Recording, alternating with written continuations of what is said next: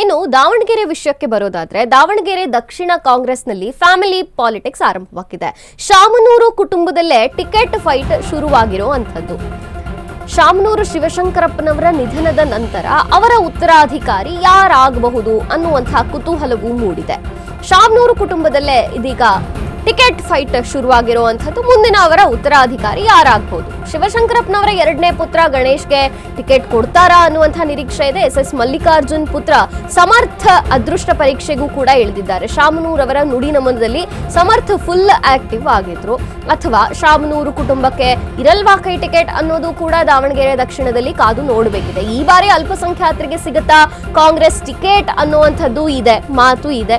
ಈಗಾಗಲೇ ticket lobby ಶುರು ಮಾಡಿದ್ದಾರೆ ಆ ಕಡೆಯ ಅಲ್ಲಿನ ಮುಸ್ಲಿಮರು. ಹಾಗಾಗಿ ಯಾರಿಗೆ ಸಿಗತ್ತೆ, ಅಲ್ಪಸಂಖ್ಯಾತರಿಗೆ ಸಿಗತ್ತಾ ಅಥವಾ ಅವರ ಫ್ಯಾಮಿಲಿಲೇ ಯಾರಿಗಾರು ಕೊಡ್ತಾರಾ ಅನ್ನುವಂಥದ್ದು. ಇನ್ನು ಎರಡನೇ ಪುತ್ರರ ಹೆಸರು ಗಣೇಶ್ ಅವರ ಹೆಸರು ಕೂಡ ಕೇಳಿ ಬರ್ತಿರುವಂಥದ್ದು. ಯಾರಾಗ್ತಾರೆ ಮುಂದಿನ ಉತ್ತರಾಧಿಕಾರಿ ಅಂತ ಕೂಡ ಕಾದು ನೋಡಬೇಕಿದೆ. ಇನ್ನು ಅವರದ್ದೇ ಕುಟುಂಬದ ಸಮರ್ಥ್ ಅವರ ಹೆಸರು ಕೂಡ ಕೇಳಿ ಬರ್ತಿರುವಂಥದ್ದು. ಫುಲ್ ಆಕ್ಟಿವ್ ಆಗಿ ಅವರ ನುಡಿ ನಮನದಲ್ಲೆಲ್ಲ ಸಮರ್ಥ ಪಾಲ್ಗೊಂಡಿದ್ರು, ಅವರ ಮೊಮ್ಮಗ. ಇನ್ನು ಎರಡನೇ ಪುತ್ರ ಗಣೇಶ್ ಅವರ ಹೆಸರು ಕೂಡ ಕೇಳಿ ಬರ್ತಿದೆ. ದಶಕದಿಂದ ಅವಕಾಶಕ್ಕೆ ಅಲ್ಲಿರುವಂತಹ ಅಲ್ಪಸಂಖ್ಯಾತರು ಕಾಯ್ತಿದ್ದಾರೆ. ಇಲ್ಲಿ JDS ಪಕ್ಷವೂ ಲೆಕ್ಕಕ್ಕಿಲ್ಲ. ಇನ್ನು ಬೇರೆ ಪಕ್ಷಗಳ ವಿಚಾರಕ್ಕೆ ಬಂದರೆ SDPI ಇದು ಕೂಡ ತಳ ಊರಕ್ಕೆ ಸಾಧ್ಯ ಇಲ್ಲ. ಈ ಬಾರಿ ಮುಸ್ಲಿಮರಿಗೆ ಏನಾದ್ರು ಟಿಕೆಟ್ ಫಿಕ್ಸ್ ಆಗತ್ತಾ ಅನ್ನುವಂತಹ ನಿರೀಕ್ಷೆಯೂ ಅಲ್ಲಿದೆ. ಕಾಂಗ್ರೆಸ್ ಟಿಕೆಟ್ ಮುಸ್ಲಿಮರಿಗೆ ಸಿಕ್ಕಲ್ಲಿ ರಾಜಕೀಯ ಸಮೀಕರಣವೇ ಬದಲಾಗುವಂತಹ ಸಾಧ್ಯತೆ ದಾವಣಗೆರೆ ದಕ್ಷಿಣದಲ್ಲಿದೆ. ಇದು ದಾವಣಗೆರೆ ದಕ್ಷಿಣ ಮುಸ್ಲಿಂ ಬಾಹುಳ್ಯದ ಕ್ಷೇತ್ರ. ಇಲ್ಲಿ ಕಾಂಗ್ರೆಸ್ ಪಕ್ಷದ ಪ್ರಬಲ ಎದುರಾಳಿಯೇ ಬಿಜೆಪಿ. ಕಳೆದ 4 ಚುನಾವಣೆಗಳಲ್ಲಿ ಶಾಮನೂರ್ ಅವರು ನಿರಂತರವಾಗಿ ಗೆಲುವು ಸಾಧಿಸಿಕೊಂಡು ಬಂದಿದ್ರು. ದಶಕದಿಂದ ಕಾಯ್ತಿದ್ದಾರೆ ಅಲ್ಲಿನ ಮುಸ್ಲಿಮರು. ಶಾಮನೂರು ಶಿವಶಂಕರಪ್ಪನವರು ಮೇಲಿಂದ ಮೇಲೆ ಗೆಲುವನ್ನು ಪಡೆದು ಆ ಕ್ಷೇತ್ರದ ನಾಯಕರಾಗಿದ್ರು.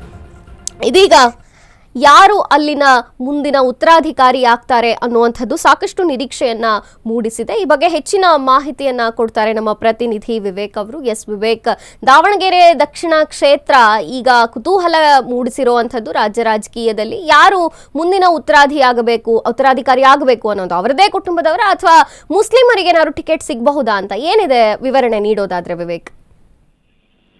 ಎಸ್ ಮಂಜರಿ, ಈಗಾಗಲೇ ಕಳೆದ 2 ದಶಕಗಳಿಂದ ಕೂಡ ಅಷ್ಟೇ ಶಾಮನೂರು ಶಿವಶಂಕರಪ್ಪ ಅವರು ಅಲ್ಲಿ ಸತತವಾಗಿ ಗೆದ್ಕೊಂಡ್ ಬಂದಿದ್ದಾರೆ ದಾವಣಗೆರೆಯಲ್ಲಿ. ಮತ್ತೆ ಅವರದ್ದೇ ಆದ ಒಂದು ಹೋಲ್ಡ್ ಅನ್ನ ಕೂಡ ದಾವಣಗೆರೆ ಕ್ಷೇತ್ರದಲ್ಲಿ ಹಿಡ್ಕೊಂಡಂತವ್ರು. ಆದ್ರೆ ಅವರು ನಿಧನ ಆದ ಬಳಿಕ ಈಗ ಬೈ ಎಲೆಕ್ಷನ್ ಕೂಡ ಆಗ್ಬೇಕಾಗಿರುತ್ತೆ. ಆ ನಿಟ್ಟಿನಲ್ಲಿ ಈಗಾಗಲೇ ಇಲ್ಲಿಯವರೆಗೂ ಯಾವುದೇ ಟಿಕೆಟ್ ಫೈಟ್ ನ ಕಸರತ್ತು ಕೂಡ ಇರ್ಲಿಲ್ಲ. ಈಗಾಗಲೇ ಕಸರತ್ತು ನಡೆಸೋದಕ್ಕೂ ಕೂಡ ಒಂದಿಷ್ಟು ಜನ ಮುಂದಾಗಿದ್ದಾರೆ ಅಂತಾನೆ ಹೇಳ್ಬೋದು. ಪ್ರಮುಖವಾಗಿ ಅವರ ಫ್ಯಾಮಿಲಿಯಲ್ಲೇ ಅಂದ್ರೆ ಶಾಮನೂರು ಶಿವಶಂಕರಪ್ಪ ಏನಿದ್ರು ಅವರ ಕುಟುಂಬದಲ್ಲೇ ಒಂದಿಷ್ಟು ಫೈಟ್ ಕೂಡ ಪ್ರಾರಂಭವಾಗಿದೆ. SS ಮಲ್ಲಿಕಾರ್ಜುನ್ ಆಗಿರ್ತಕ್ಕಂಥ ಪುತ್ರರಿಗೆ ಟಿಕೆಟ್ ಕೊಡ್ಬೇಕು ಅಂತ ಒಂದು ಕಡೆ SS ಮಲ್ಲಿಕಾರ್ಜುನ್ ಅವರು ಲಾಬಿ ನಡೆಸ್ತಾ ಇದ್ರೆ, ಇನ್ನೊಂದ್ ಕಡೆ ಶಾಮನೂರು ಶಿವಶಂಕರಪ್ಪರವರ ಎರಡನೇ ಪುತ್ರ ಆದಂತ ಗಣೇಶ್ ಅವರು ಕೂಡ ಈ ಜನ ಟಿಕೆಟ್ ಪಡೆಬೇಕು, ನಾನು ಕೂಡ ರಾಜಕಾರಣಕ್ಕೆ ಬರಬೇಕು ಅನ್ನೋ ಒಂದಿಷ್ಟು ಆಸಕ್ತಿಯನ್ನ ಹೊಂದ್ಕೊಂಡು ಅವರು ಕೂಡ ಒಂದಿಷ್ಟು ಲಾಬಿಗಳನ್ನ ಕೂಡ ನಡೆಸೋದಕ್ಕೆ ಪ್ರಾರಂಭವಾಗಿದೆ. ಇದರ ಜೊತೆಗೆ ಅವರ ಕುಟುಂಬದವರನ್ನ ಹೊರತುಪಡಿಸಿ ಈಗ ಸದ್ಯದ ಸಂದರ್ಭದಲ್ಲಿ ಮತ್ತೊಂದು ಕಡೆ ಅಲ್ಪಸಂಖ್ಯಾತರು ಕೂಡ ಲಾಬಿ ಮಾಡೋದಕ್ಕೆ ಪ್ರಯತ್ನ ಪಡ್ತಿದ್ದಾರೆ ಎಂಬ ಒಂದು ಮಾಹಿತಿಗಳು ಕೂಡ ಲಭ್ಯವಾಗ್ತಿದೆ. ಆದ್ರೆ ಈ ಕಳೆದ 20 ವರ್ಷಗಳಿಂದ ಯಾರಿಗೂ ಕೂಡ ಅಲ್ಲಿ ಟಿಕೆಟ್ ಸಿಗದೇ ಇರೋ ಕಾರಣದಿಂದಾಗಿ ಮತ್ತೆ ಅವರ ಕುಟುಂಬದವರಿಗೆ ಯಾಕೆ ಮಣೆ ಹಾಕ್ಬೇಕು, ಬೇರೆಯವರಿಗೆ ಟಿಕೆಟ್ ಕೊಡಿ ಅನ್ನೋ ಒಂದಿಷ್ಟು ಕ್ಲೈಮ್ ಕೂಡ ಮಾಡೋದಕ್ಕೆ ಈಗಾಗಲೇ ಅಲ್ಪಸಂಖ್ಯಾತರ ನಾಯಕರು ಕೂಡ ಮುಂದಾಗಿದ್ದಾರೆ ಎಂಬ ಒಂದು ಮಾಹಿತಿಗಳು ಕೂಡ ಲಭ್ಯವಾಗ್ತಿದೆ. ಇಷ್ಟಕ್ಕೂ KPCC ಯಾರಿಗೆ ಟಿಕೆಟ್ ಕೊಡುತ್ತೆ ಅನ್ನೋದೇ ಒಂದಿಷ್ಟು ಕುತೂಹಲ ಮೂಡಿಸುತ್ತೆ. ಮತ್ತೆ ಅವರ ಕುಟುಂಬದವರಿಗೆ ಮಣೆ ಹಾಕ್ತಾರ ಅಥವಾ 20 ವರ್ಷದಿಂದ ಅವರ ಕುಟುಂಬದವರನ್ನ ಹೊರತುಪಡಿಸಿ ಬೇರೆಯವರು ಯಾರ್ಯಾರು ಪ್ರಯತ್ನ ಪಡ್ತಿದ್ರು, ಕಾಂಗ್ರೆಸ್ ನಲ್ಲಿ ಭೌತಿಕವಾಗಿ ಯಾರಿದ್ರು ಅವ್ರಿಗೆ ಏನಾದ್ರು ಟಿಕೆಟ್ ಕೊಡುವಂತ ಸಾಧ್ಯತೆಗಳಿದೆಯಾ ಅಂತ ಕೂಡ ಕಾದ್ ನೋಡ್ಬೇಕಾಗಿರುತ್ತೆ. ಥ್ಯಾಂಕ್ ಯು ವಿವೇಕ್ ನಿಮ್ಮೆಲ್ಲ ಮಾಹಿತಿಗಾಗಿ. ದಾವಣಗೆರೆ ದಕ್ಷಿಣ ಕ್ಷೇತ್ರ ವಿಶೇಷವಾಗಿ ಇದೀಗ ರಾಜ್ಯ ರಾಜಕೀಯದಲ್ಲಿ ಕುತೂಹಲ ಮೂಡಿಸಿರುವಂಥದ್ದು. ಈ ಬಾರಿ ಟಿಕೆಟ್ ಯಾರಿಗೆ ಸಿಗತ್ತೆ? ಶಾಮನೂರು ಶಿವಶಂಕರಪ್ಪನವರ ಕುಟುಂಬಕ್ಕೆ ಟಿಕೆಟ್ ಸಿಗತ್ತಾ ಅಥವಾ ಅಲ್ಲಿರುವಂತಹ ಅಲ್ಪಸಂಖ್ಯಾತರಿಗೆ ಏನಾದ್ರು ಸಿಗತ್ತಾ ಅಂತ. ದಾವಣಗೆರೆ ದಕ್ಷಿಣ ಕ್ಷೇತ್ರ ಮುಸ್ಲಿಂ ಬಾಹುಳ್ಯದ ಕ್ಷೇತ್ರ. ಅಲ್ಪಸಂಖ್ಯಾತರಿಗೆ ಟಿಕೆಟ್ ಸಿಗಲಿ ಅನ್ನುವಂತಹ ಕೂಗು ಸಹ ಕೇಳಿ ಬರ್ತಿದೆ. 20 ವರ್ಷಗಳಿಂದ ಶಾಮನೂರು ಶಿವಶಂಕರಪ್ಪನವರು ನಿರಂತರವಾಗಿ ಕ್ಷೇತ್ರದಲ್ಲಿ 4 ಚುನಾವಣೆಗಳನ್ನ ಗೆದ್ದು ಗೆಲುವು ಸಾಧಿಸಿದ್ರು. ಇದೀಗ ಯಾರಿಗೆ ಟಿಕೆಟ್ ಸಿಗತ್ತೆ ಅನ್ನುವಂಥದ್ದು ಕುತೂಹಲವನ್ನ ಮೂಡಿಸಿರುವಂಥದ್ದು.